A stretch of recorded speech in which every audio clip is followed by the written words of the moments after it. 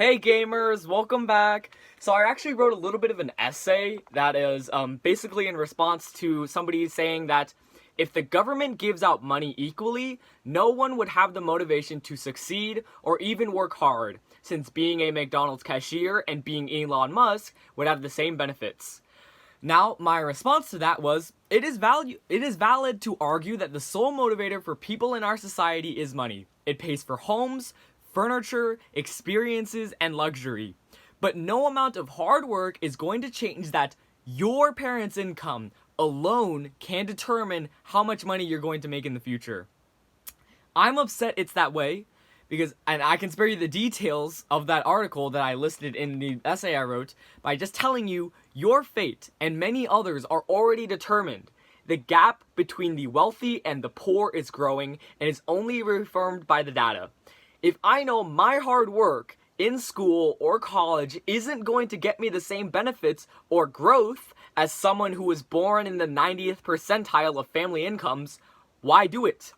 It seems like the only motivation I have to succeed and to become the next Elon Musk is in spite of capitalism, which only helps the already wealthy.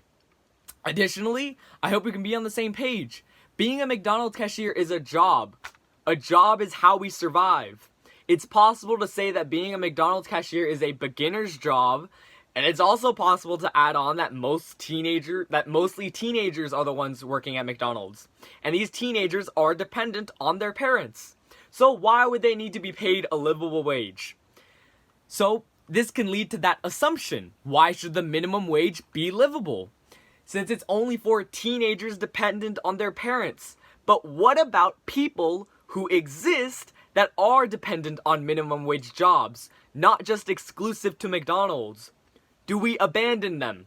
Do we say, sorry, you should have thought twice before working at McDonald's and trying to exist? If we say that, we tell them they don't deserve to live and should die poor, which I hope we can agree on. Nobody deserves to be told that. So, nobody should deserve to die because they can't afford a home, or food, or water, or a car, or electricity. The minimum wage should be livable because some people do live off of McDonald's jobs. And working minimum wage cannot afford a home, or rent for that matter, in any county in America. None. So, to assume they're not worthy of life because their job is low skill is capitalism pitting people against each other. Pitting workers against each other. Literally. Because who benefits from a McDonald's worker, or any other worker for that fact, being paid $7.25 an hour? You don't. Your life, besides the burger or whatever they do for you, is in many ways unrelated to their payment. Do you really succeed just because someone else can't afford a living situation? Of course not. It's the owners of McDonald's, the corporation and higher-ups who benefit from McDonald's profit.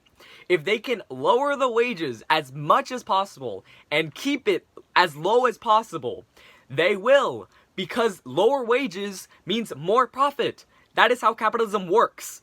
It fuels the greed of executives, literally.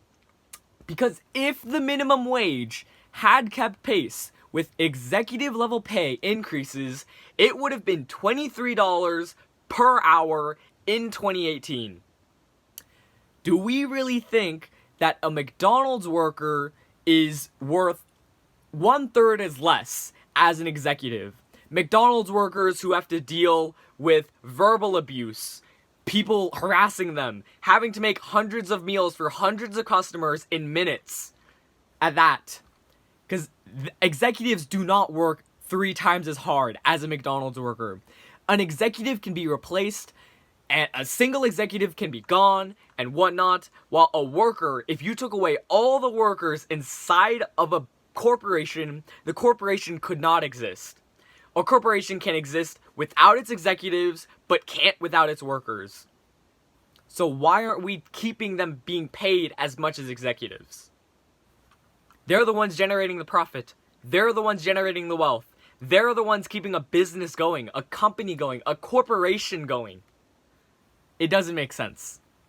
So, that's why the minimum wage should be raised, and it should be livable. And that's the approximate end of the essay. And I hope you enjoyed, and goodbye.